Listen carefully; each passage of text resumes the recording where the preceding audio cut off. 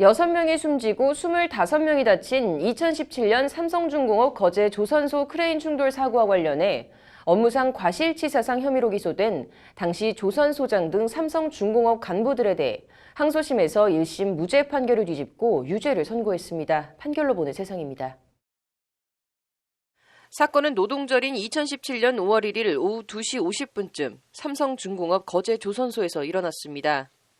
야든의 칠한벽에서 800톤급 골리앗 크레인이 이동하면서 근처에서 작업하던 지부형 크레인과 충돌한 겁니다.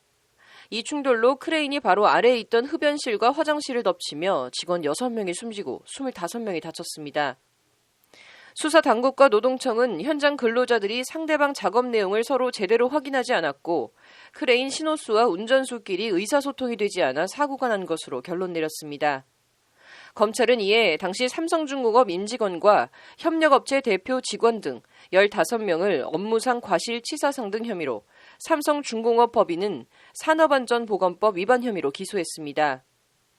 1심 법원은 골리앗 크레인 신호수였던 48살 이모 씨와 현장 반장 등 11명에 대해선 금고형의 집행유예나 벌금형을 선고했지만 조선소장 김모 씨 등 안전보건관리직 간부 4명에 대해선 무죄를 선고했습니다.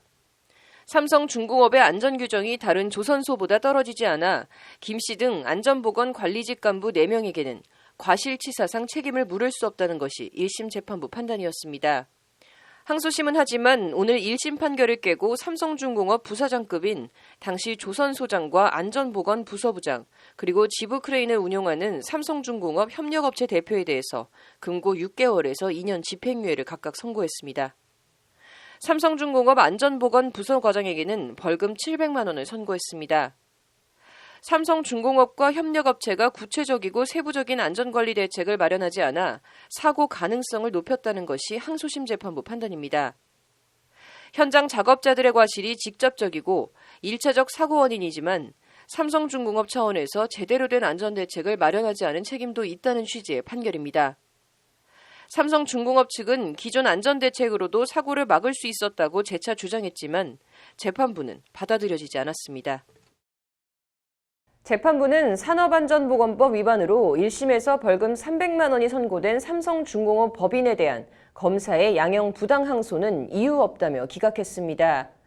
회사 안전관리 간부들에게도 유죄를 선고한 건 평가할 만하지만 노동자 6명이 목숨을 잃고 25명이 다친 사고에 대한 회사 책임이 벌금 300만 원이라니 씁쓸하기 그지없습니다. 그리고 기존 안전대책으로도 사고를 막을 수 있었다는 삼성중공업 측에 되묻고 싶습니다. 기존 안전대책으로도 사고를 막을 수 있었다고 하는데 그러면 왜 사고가 났는지 말입니다. 판결로 보는 세상입니다.